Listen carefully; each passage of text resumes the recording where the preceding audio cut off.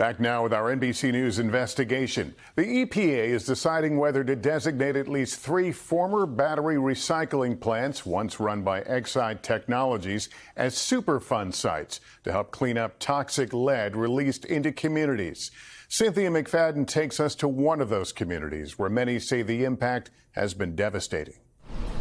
Here on the east side of Los Angeles, at what was once a battery recycling plant, they've chiseled the company's name, Exide, off the wall. If only it was as easy to erase the harm it has done to the people who live here. It's very evil, very, very evil.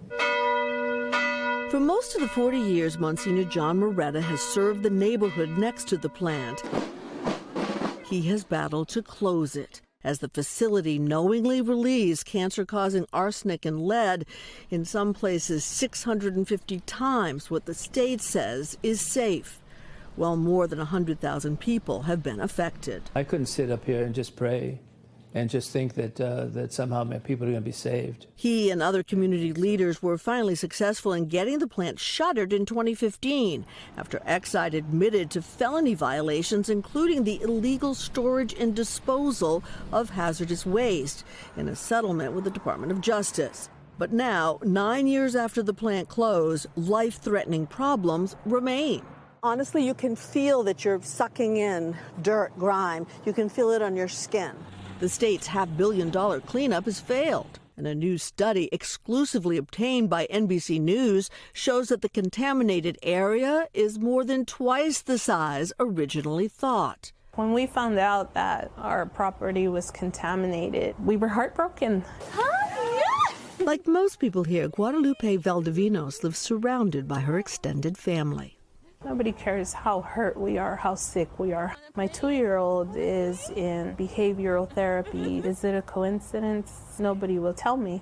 Children are particularly vulnerable to being poisoned by lead, which over time can cause brain damage and developmental delays.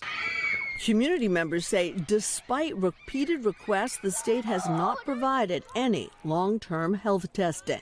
Mark Lopez's family has lived here since the 1950s. I'm very motivated. He now leads a nonprofit instrumental in shuttering Exide, but says he's furious the company got away with a modest fine, later declaring bankruptcy and dissolving in the U.S. When we talk about environmental racism, it's not just the fact that these facilities exist in our communities.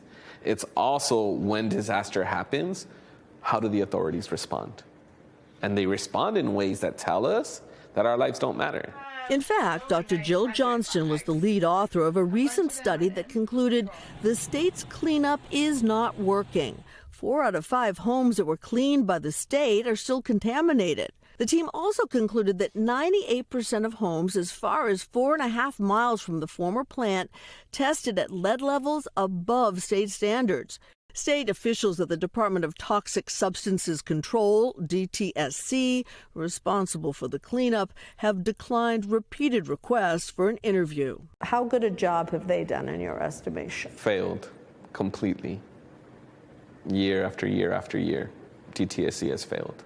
DTSC did tell us they have hired a new contractor to run the cleanup and a third-party monitor. But after decades of failed promises, the community is both angry and in despair. Cynthia McFadden, NBC News, Los Angeles. Thanks for watching. Stay updated about breaking news and top stories on the NBC News app or follow us on social media.